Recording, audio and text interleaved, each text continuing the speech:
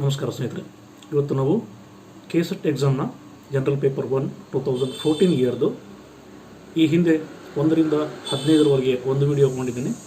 16ನೇ ಕ್ವಶನಿಂದ 30ನೇ ಕ್ವಶನ್ವರೆಗೆ ಮತ್ತೊಂದು ವಿಡಿಯೋ ಮಾಡಿದ್ದೇನೆ. ಈ ಎರಡೂ ವಿಡಿಯೋಗಳ ಲಿಂಕ್ಗಳನ್ನು ಡಿಸ್ಕ್ರಿಪ್ಷನ್ ಬಾಕ್ಸಲ್ಲಿ ಕೊಟ್ಟಿರ್ತಾನೆ. ಡಿಸ್ಕ್ರಿಪ್ಷನ್ ಬಾಕ್ಸ್ ಅಂತ ಹೇಳಿದ್ರೆ ನನ್ನ ಚಿತ್ರದ ಕೆಳಗಡೆ ಈ ಥರದ್ದು ಒಂದು ಯಾರೋ ಮಾರ್ಕ್ ಕಾಣ್ತಾ ಇದೆ, ಅದರ ಮೇಲೆ ಕ್ಲಿಕ್ ಮಾಡಿದರೆ ಈ ಹಿಂದಿನ ವಿಡಿಯೋಗಳ ಲಿಂಕ್ಗಳು ನಿಮಗೆ ಸಿಕ್ಕುತ್ತೆ.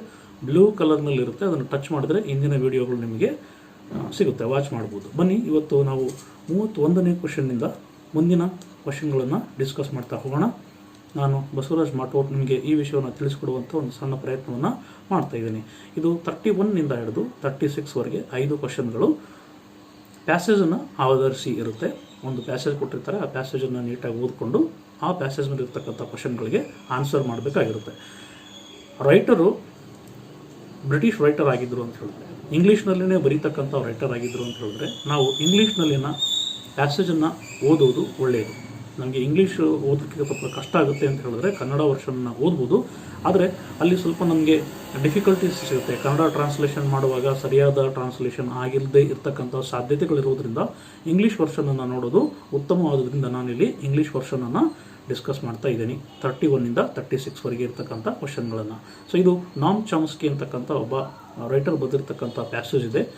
31st question, what is Chomsky's opinion on capitalist democracy ಅಂತ ಇದೆ. ಸೊ ಇದರಲ್ಲಿ ನಮಗೆ ನೋಡ್ಬೋದು, ಫಸ್ಟ್ನೇ ಪ್ಯಾರಾಗ್ರಾಫಲ್ಲಿ ಕೊಟ್ಟಿದ್ದಾರೆ ಚಾಮ್ಸ್ಕಿ ಅವರು ಏನು ಹೇಳ್ತಾ ಇದ್ದಾರೆ ಅನ್ನೋದ್ರ ಬಗ್ಗೆ ಕೊಟ್ಟಿದ್ದಾರೆ. ಸೊ ಇಲ್ಲಿ according to received doctrine, we live in capitalist democracies which are the best possible system despite some flaws. ಕೆಲವೊಂದಿಷ್ಟು ಲೋಪದೋಷಗಳಿದ್ದರೂ ಕೂಡ ಅದರೊಳಗೆ ದಿ ಬೆಸ್ಟ್ ಅಂತ ಹೇಳಿದ್ರೆ ದಟ್ ಈಸ್ ಕ್ಯಾಪಿಟಾಲಿಸ್ಟ್ ಡೆಮಾಕ್ರಸಿ ಅಂತ ಹೇಳಿ ನಾಮ್ ಚಾಮ್ಸ್ಕಿ ಅವರು ಹೇಳ್ತಾ ಇದ್ದಾರೆ.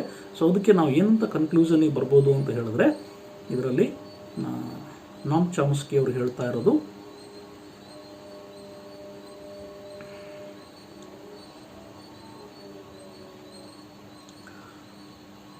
so what is Chomsky's opinion on capitalist democracy? Okay, he supports it ಅನ್ನೋದು ಇದಕ್ಕೆ ಉತ್ತರ ಆಗಿರುತ್ತೆ.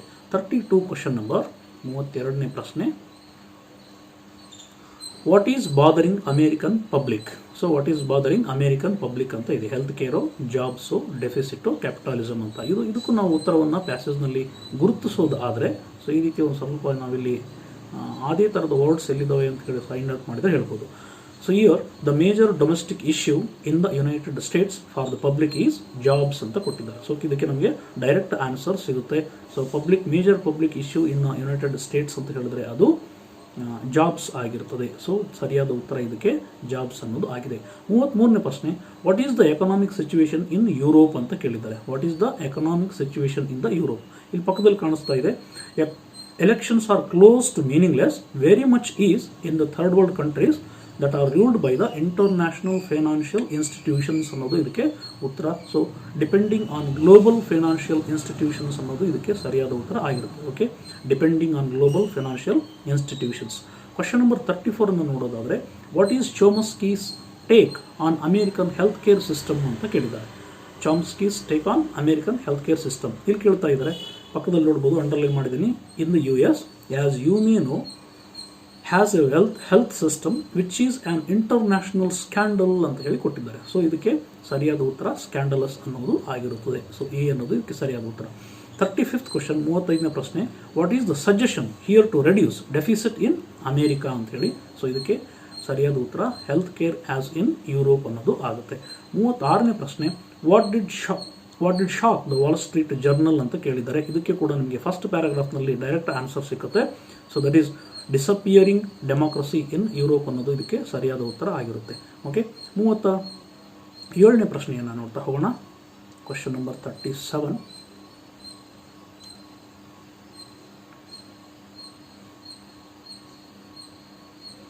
ಸೊ ಇಲ್ಲಿ ಒಂದು ಮೆಂಟಲ್ ಎಬಿಲಿಟಿ ಕ್ವಶನ್ಸ್ ಅನ್ನು ಕೇಳಿದ್ದಾರೆ. ಒಂದು ಕೆಲಸವನ್ನು 10 ಗಂಡಸರು 15 ದಿನದಲ್ಲಿ ಮಾಡ್ತಾ ಇದ್ದಾರೆ ಮತ್ತು 15 ಹೆಂಗಸರು ಅದೇ ಕೆಲಸವನ್ನು 12 ದಿನಗಳಲ್ಲಿ ಮುಗಿಸ್ತಾ ಇದ್ದಾರೆ. ಎಲ್ಲ ಗಂಡಸರು ಮತ್ತು ಹೆಂಗಸರು ಒಟ್ಟಿಗೆ ಕೆಲಸ ಮಾಡಿದರೆ ಎಷ್ಟು ದಿನಗಳಲ್ಲಿ ಕೆಲಸ ಮುಗಿಯುತ್ತದೆ ಅಂತ. ನಮಗೆ ಎಷ್ಟು ಯೂನಿಟ್ಗಳಷ್ಟು ಕೆಲಸ ಇದೆ ಅಂತ ಹೇಳಿ ಗೊತ್ತಿಲ್ಲ. ಸೊ ಅದಕ್ಕೆ ಏನು ಮಾಡೋಣ ಅಂತ ಹೇಳಿದ್ರೆ 15 ದಿನ ಗಂಡಸರು ಮಾಡ್ತಾ ಇದ್ದಾರೆ, ಅದೇ ಕೆಲಸವನ್ನು 15 ಜನ ಹೆಂಗಸರು 12 ದಿನಗಳಲ್ಲಿ ಮಾಡ್ತಾ ಇದ್ದಾರೆ ಅಂತ ಹೇಳಿದ್ದಾರೆ. ಸೊ ಈ 15 ಮತ್ತು 12ಕ್ಕೆ LCM ಅನ್ನು ತೆಗೋಣ. 15 ಮತ್ತು 12 ಇವೆರಡಕ್ಕೆ ಎಲ್ ಸಿ ಎಮ್ ತಗೊಂಡ್ರಿ ಅಂತ ಹೇಳಿದ್ರೆ 3 5 15 3 4 12 ಇಷ್ಟೇ ಇದು ಡಿವೈಡ್ ಆಗೋದು, ಮತ್ತೆ ಮುಂದೆ ಡಿವೈಡ್ ಆಗಲ್ಲ. 5 4 20 23 60. ಸೊ 60 ಅನ್ನೋದು ನಮಗೆ ಎಲ್ ಸಿ ಎಮ್ ಬರುತ್ತೆ. ಓಕೆ, 60 ಎಲ್ ಸಿ ಎಮ್ ಆಗಿದೆ. ಓಕೆ, 60 ಎಲ್ ಸಿ ಎಮ್ ಅಂತ ಇಟ್ಕೊಂಡು. ಸೊ ಇದು 60 ಅನ್ನೋದು 60 ಯೂನಿಟ್ಗಳಷ್ಟು ಕೆಲಸ ಇದೆ. 60 ಯೂನಿಟ್ಗಳಷ್ಟು ಕೆಲಸ ಇದೆ. ಇದನ್ನು ಗಂಡಸರು 15 ದಿನದಲ್ಲಿ ಮಾಡ್ತಾ ಇದ್ದಾರೆ. 15 ದಿನದಲ್ಲಿ ಮಾಡಿದರು ಅಂತ ಹೇಳಿದ್ರೆ ಪರ್ ಡೇ ಎಷ್ಟು ಕೆಲಸ ಆಗುತ್ತೆ? ಸೊ 15 4 60. ಓಕೆ, ಪರ್ ಡೇ 4 ಯೂನಿಟ್ಗಳಷ್ಟು ಕೆಲಸವನ್ನು ಮಾಡ್ತಾ ಇದ್ದಾರೆ ಒಂದು ದಿನಕ್ಕೆ. ಅದೇ ಮಹಿಳೆಯರು ಆದರೆ 15, ಸೊ 60 ಡಿವೈಡೆಡ್ ಬೈ 12 ಅಂತ ಹಾಕ್ಕೊಂಡ್ರೆ 12 5 60 ಅಂತ ಆಗುತ್ತೆ. ಸೊ ಪರ್ ಡೇ ಮಹಿಳೆಯರು 5 ಯೂನಿಟ್ಗಳಷ್ಟು ಪರ್ ಡೇ ಕೆಲಸವನ್ನು ಮಾಡ್ತಾ ಇದ್ದಾರೆ. ಒನ್ ಡೇ ಅಂತ ಅರ್ಥ, ಇದು ಒನ್ ಡೇ ಅಂತ. ಗಂಡಸರಾದರೆ 4 ಯೂನಿಟ್ಗಳಷ್ಟು ಪರ್ ಡೇ ಕೆಲಸ ಮಾಡ್ತಾ ಇದ್ದಾರೆ, ಮಹಿಳೆಯರಾದರೆ 5 ಯೂನಿಟ್ಗಳಷ್ಟು ಕೆಲಸ ಮಾಡ್ತಾ ಇದ್ದಾರೆ. ಸೊ ಓಕೆ, 10 ಜನ 15 ಜನ, ಸೊ ಎರಡನ್ನೂ ಕೂಡಿಸೋಣ. 10 ಜನ ಗಂಡಸರಾದರೆ 4 ಯೂನಿಟ್ಗಳಷ್ಟು ಕೆಲಸ ಮಾಡ್ತಾ ಇದ್ದಾರೆ, 15 ಜನ ಹೆಂಗಸರಾದರೆ 5 ಯೂನಿಟ್ಗಳಷ್ಟು ಕೆಲಸ ಮಾಡ್ತಾ ಇದ್ದಾರೆ. ಒಟ್ಟು 25 ಜನ ಸೇರಿ ಒಂದು ದಿನಕ್ಕೆ 9 ಯೂನಿಟ್ಗಳಷ್ಟು ಕೆಲಸ ಮಾಡ್ತಾ ಇದ್ದಾರೆ. ಓಕೆ, ಸೊ 25 9 ಯೂನಿಟ್ಗಳಷ್ಟು ಕೆಲಸ ಮಾಡ್ತಾ ಇದ್ದಾರೆ. 60 ಯೂನಿಟ್ಗಳಷ್ಟು ಕೆಲಸ ಮಾಡಲಿಕ್ಕೆ ಒಂದು ದಿನಕ್ಕೆ 9 ಯೂನಿಟ್ಗಳಷ್ಟು ಕೆಲಸ ಮಾಡಿದರೆ 60 ಯೂನಿಟ್ಗಳನ್ನ ಕೆಲಸ ಮಾಡಲಿಕ್ಕೆ ಸೊ 3 3 9 3 20 60. ಸೊ 20/3 ಅಂತ ಬರುತ್ತೆ. ಸೊ ಇದನ್ನು ಕೊಟ್ಟಿದ್ದಾರೆ ಆನ್ಸರು 20/30 ಅಂತ ಕೊಟ್ಟಿಲ್ಲ, ಪೂರ್ಣಾಂಕದಲ್ಲಿ ಕೊಟ್ಟಿದ್ದಾರೆ. ಇದನ್ನು ಪೂರ್ಣಾಂಕಕ್ಕೆ ಪರಿವರ್ತನೆ ಮಾಡಿದರೆ 3 6 18 ಪ್ಲಸ್ 2 20 20/3 ಅನ್ನೋದು ಇದಕ್ಕೆ ಸರಿಯಾದ ಉತ್ತರ ಆಗಿರುತ್ತೆ. ಓಕೆ, ಮುಂದಿನ ಲೆಕ್ಕವನ್ನು ನೋಡ್ತಾ ಹೋಗೋಣ. ಸೊ ಇದಕ್ಕೆ ಸರಿಯಾದ ಉತ್ತರ ಬಂದು ಓಕೆ 6 ಪೂರ್ಣಾಂಕ 2/3 ಅನ್ನೋದು ಸರಿಯಾದ ಉತ್ತರ ಆಗಿರುತ್ತೆ. 38ನೇ ಪ್ರಶ್ನೆ, ಈ ಸರಣಿಯಲ್ಲಿ 6ನೇ ಸಂಖ್ಯೆಯನ್ನು ಕಂಡುಹಿಡಿಯಿರಿ ಅಂತ ಹೇಳಿ ಕೊಟ್ಟಿದ್ದಾರೆ. ಸೊ 6ನೇ ಸಂಖ್ಯೆಯನ್ನು ಏನು ಮಾಡಿದ್ದಾರೆ ಇಲ್ಲಿ ಅಂತ ಹೇಳಿದ್ರೆ ಸ್ವಲ್ಪ ಪಕ್ಕಕ್ಕೆ ಸರಿಸ್ಕೊಂಡು ನೋಡೋಣ. 2 2 4 4 12 ಮಾಡಿದ್ದಾರೆ, 4 3 12. ಸೊ ಆಮೇಲೆ ಈ 12 ಇಲ್ಲಿ ತೊಗೊಂಡಿದ್ದಾರೆ, ಇಲ್ಲಿ 4 ಮಾಡಿದ್ದಾರೆ, 12 4 48 ಅಂತ ಮಾಡಿದ್ದಾರೆ. ಸೊ ಈ 48 ಇಲ್ಲಿ ಹಾಕ್ಕೊಂಡು ಇಲ್ಲಿಂದ 5 ಮಾಡಿದ್ದಾರೆ. ಸೊ 5 ಅಂತ ಹೇಳಿದ್ರೆ ಅಲ್ಲಿಗೆ 240 ಬರುತ್ತೆ. ಸೊ ಮತ್ತು ಈ 240 ಇಲ್ಲಿ ತೊಗೊಂಡು ಇದಕ್ಕೆ 6ರಿಂದ ಮಲ್ಟಿಪ್ಲೈ ಮಾಡಿದರೆ 6 ಪೂಜಲೆ ಪೂಜಿ 6 4 24. ಸೊ 2 ಕೈಲ 6 12 2 14 1440 ಅನ್ನೋದು ಇದಕ್ಕೆ ಸರಿಯಾದ ಉತ್ತರ ಆಗುತ್ತೆ. ಓಕೆ, ಮುಂದೆ 40ನೇ ಪ್ರಶ್ನೆಯನ್ನು ನೋಡ್ತಾ ಹೋಗೋಣ. ಒಬ್ಬ ವ್ಯಾಪಾರಿ ತನ್ನ ಹತ್ತಿರ ಇರತಕ್ಕಂಥ 1000 kg ಸಕ್ಕರೆ ಇದೆ, ಅದರ ಒಂದು ಭಾಗವನ್ನು 8% ಲಾಭಕ್ಕೆ ಮಾರ್ತಾ ಇದ್ದಾನೆ, ಮತ್ತೊಂದು ಉಳಿದ ಭಾಗವನ್ನು 18% ಲಾಭಕ್ಕೆ ಮಾರ್ತಾ ಇದ್ದಾನೆ. ಅವನು ಒಟ್ಟು ಲಾಭವನ್ನು 1000 kg ಮಾರಾಟ ಮಾಡಿದರೆ ಅವನಿಗೆ 14% ಲಾಭ ಸಿಗ್ತಾ ಇದೆ. ಅವನು 18% ಲಾಭಾಂಶಕ್ಕೆ ಎಷ್ಟು ಸಕ್ಕರೆಯನ್ನು ಮಾರಾಟ ಮಾಡಿದ್ದಾನೆ ಅಂತ ಹೇಳಿ ಕೇಳಿದ್ದಾನೆ. ಸೊ ಇದಕ್ಕೆ ಬ್ಯಾಂಕಿಂಗ್ ಎಕ್ಸಾಮ್ನಲ್ಲಿ ಒಂಥರ ಆ್ಯಪ್ಟಿಟ್ಯೂಡ್ ಪರೀಕ್ಷೆಗಳಂತ ಹೇಳಿ ಎಕ್ಸಾಂಪಲ್ಸನ್ನು ತೋರಿಸ್ತಾ ಇರ್ತಾರೆ. ಆ ಥರದ್ದು ಒಂದು ಮೆಥಡನ್ನು ನಿಮಗೆ ನಾನು ಎಲ್ಲೋ ನೋಡಿದ್ದನ್ನು ಹೇಳ್ತಾ ಇದ್ದೀನಿ. ಸೊ ಇದು ಕರೆಕ್ಟ್ ಇದೆಯೋ ಸರಿ ಇದೆಯೋ ತಪ್ಪಿದೆಯೋ ನನಗೆ ಗೊತ್ತಿಲ್ಲ. ಒಂದು ಪಾರ್ಟು 1 ಪಾರ್ಟನ್ನು ಅವರು 8% ಲಾಭಕ್ಕೆ ಮಾರ್ತಾ ಇದ್ದಾರೆ. ಓಕೆ, 8% ಲಾಭಕ್ಕೆ, ಮತ್ತೊಂದನ್ನು 18% ಲಾಭಕ್ಕೆ ಮಾರ್ತಾ ಇದ್ದಾನೆ. ಗ್ರಾಸ್ ಓವರಾಲ್ ಆಗಿ ಅವರಿಗೆ 14% ಸಿಗ್ತಾ ಇದೆ. ಈ 18ರಲ್ಲಿ 14 ಕಳೆದ್ರೆ ನಮಗೆ 4 ಸಿಗ್ತಾ ಇದೆ, 14ರಲ್ಲಿ 8 ಕಳೆದ್ರೆ ನಮಗೆ 6% ಸಿಗ್ತಾ ಇದೆ. ಸೊ ಇದಕ್ಕೆ ಒಂದು ರೇಷಿಯೋ ಸಿಗ್ತಾ ಇದೆ ನಮಗೆ 4:6 ಅಂತ. ಇದನ್ನು ಸಿಂಪ್ಲಿಫೈ ಮಾಡಿದರೆ 2:3 ಅಂತ ಆಗುತ್ತೆ. ಓಕೆ, ಸೊ ಇದನ್ನು 2/3 + 2 ಅಂತ ಹೇಳಿ ಹಾಕ್ಕೊಂಡು ಇಂಟು 1000 ಕಿಲೋಸ್ಗೆ ಮಾಡಿದರೆ ಸೊ 2 ಸೇರಿ 5 ಆಗುತ್ತೆ. ಸೊ 5 1 5 2 200 ಆಯಿತು. ಸೊ ಇದು ನಮಗೆ 300 ಆಗಿರೋದ್ರಿಂದ ಸೊ ನಮಗೆ 18% ಲಾಭಕ್ಕೆ ಕಂಡುಹಿಡಿಯಬೇಕಾಗಿರೋದ್ರಿಂದ ಇದನ್ನು 3 ಅಂತ ಹೇಳಿ ಹಾಕೋಣ. ಸೊ 3 2 600 kgಗಳನ್ನು ಅವರು 18% ಲಾಭಕ್ಕೆ ಮಾರಿದ್ದಾರೆ ಅಂತ ಆಗುತ್ತೆ. ಓಕೆ, ಸೊ ಇದಕ್ಕೆ ಸರಿಯಾದ ಉತ್ತರ ಬಂದು 600 kgs ಆಗಿರುತ್ತೆ. C is the right answer. ಬನ್ನಿ ಮುಂದಿನ ಪ್ರಶ್ನೆಯನ್ನು ನೋಡ್ತಾ ಹೋಗೋಣ. 41ನೇ ಪ್ರಶ್ನೆ.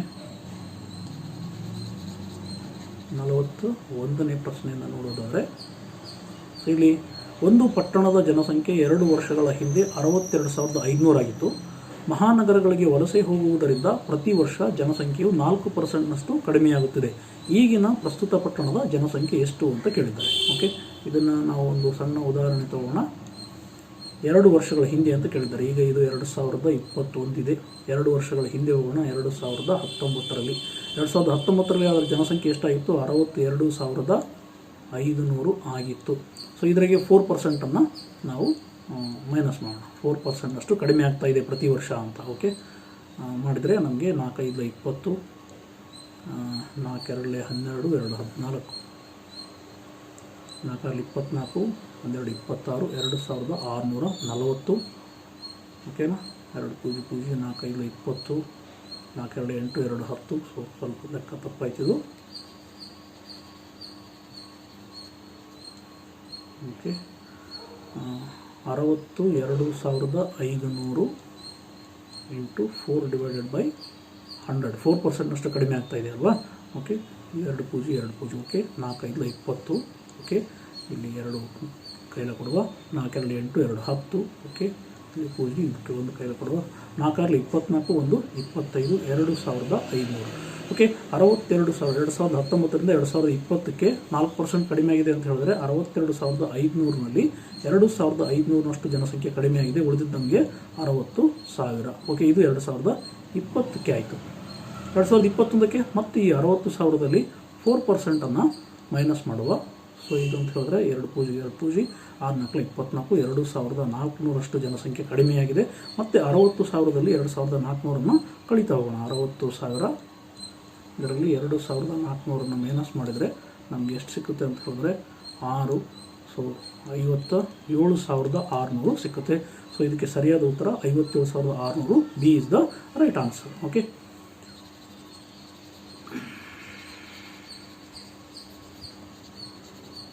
ನೆಕ್ಸ್ಟ್ ಕ್ವೆಶನ್ನ ನೋಡ್ತಾ ಹೋಗೋಣ. 42ನೇ ಪ್ರಶ್ನೆ.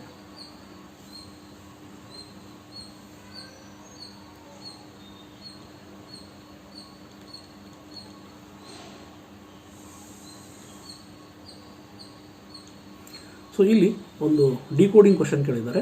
GZWRF ಅನ್ನು ಸಂಕೇತ ಬಳಸಿ BURMA ಎಂದು ಬರೆಯಲಾಗಿದೆ. ಇದೇ ರೀತಿ LJWRFSD ಸಂಕೇತ ಬಳಸಿ ಹೇಗೆ ಬರೀಬೋದು ಅಂತ ಇಲ್ಲಿ ಏನು ಮಾಡಿದ್ದಾರೆ ಅಂತ ಹೇಳಿದ್ರೆ ಪ್ರತಿ ಅಕ್ಷರಕ್ಕೆ ಹಿಂದಿನ 4 ಅಕ್ಷರಗಳನ್ನ ಮೈನಸ್ ಮಾಡಿದ್ದಾರೆ. ಓಕೆ. ಆ ನಂತರ ಬಿ ಬರುತ್ತೆ. ಓಕೆ. ಜಿ ಅಂತ ಹೇಳಿದ್ರೆ ABCDEFG okay. FEDC B okay. ಮಧ್ಯದಲ್ಲಿ 4 ಗ್ಯಾಪ್ ಮಾಡಿದ್ದಾರೆ. ಓಕೆ. ಈ ರೀತಿ 4 ಗ್ಯಾಪ್ ಮಾಡಿ ಹಿಂದಿನ ಅಕ್ಷರವನ್ನು ಬರೆದಿದ್ದಾರೆ. ಸೊ ಇದೇ ರೀತಿ ನಾವು ಯು ಇದೆ, ಯುಕ್ಕೆ ಹಿಂದಿನ ಅಕ್ಷರ 4ಅನ್ನು ಬಳಸಿ ಹೋಗ್ತಾ ಹೋದರೆ ಇಲ್ಲಿ ಜಡ್ ಇದೆ, ಜಡ್ಗೆ 4 ಅಕ್ಷರ ಹಿಂದಿಂದು ಯು ಬರೆದಿದ್ದಾರೆ. ಓಕೆ. ಡಬ್ಲ್ಯೂ ಇದೆ, ಇದರ ಹಿಂದಿನ 4 ಅಕ್ಷರಗಳನ್ನ ಬಿಟ್ಟು 5ನೇ ಅಕ್ಷರಕ್ಕೆ ಆರ್ ಇದೆ. ಆರ್ ಇದೆ, ಇದಕ್ಕೆ 4 ಅಕ್ಷರಗಳನ್ನು ಬಿಟ್ಟು 5ನೇ ಅಕ್ಷರ ಎಂ ಇದೆ. ಸೊ ಈ ಥರ ಪ್ರತಿ 4 ಅಕ್ಷರಗಳ ಹಿಂದಿನ ಅಕ್ಷರವನ್ನು ಬರೀತಾ ಹೋದರೆ ನಮಗೆ ಸರಿಯಾದ ಉತ್ತರ ಸಿಕ್ಕುತ್ತೆ. So Germany is the right answer. So ಇದಿಷ್ಟು 31ನೇ ಕ್ವೆಶನ್ನಿಂದ 42ನೇ ಕ್ವೆಶನ್ವರೆಗೂ ಇರತಕ್ಕಂಥ ಕ್ವೆಶನ್ಗಳನ್ನು ಡಿಸ್ಕಸ್ ಮಾಡಲಿಕ್ಕೆ ಪ್ರಯತ್ನ ಪಟ್ಟಿದ್ದೀನಿ. ಸರಿ ಇತ್ತು ಅಂತ ಹೇಳಿದ್ರೆ ಲೈಕ್ ಮಾಡಿ, ಶೇರ್ ಮಾಡಿ, ಸಬ್ಸ್ಕ್ರೈಬ್ ಮಾಡಿ. ಏನಾದರೂ ಲೋಪದೋಷಗಳಿತ್ತು ಅಂತ ಹೇಳಿದ್ರೆ ಕಮೆಂಟ್ ಬಾಕ್ಸಲ್ಲಿ ತಿಳಿಸಿ. ನಾನು ಮೆಂಟಲ್ ಎಬಿಲಿಟಿಯಲ್ಲಿ ಅಷ್ಟೊಂದು ಪರ್ಫೆಕ್ಟ್ ಪರ್ಸನ್ ಅಲ್ಲ, ಆದರೂ ಕೈಕೊಂಡು ತಿಳಿಸುವಂಥ ಪ್ರಯತ್ನವನ್ನು ಮಾಡಿದ್ದೀನಿ. ಓಕೆ. Thank you.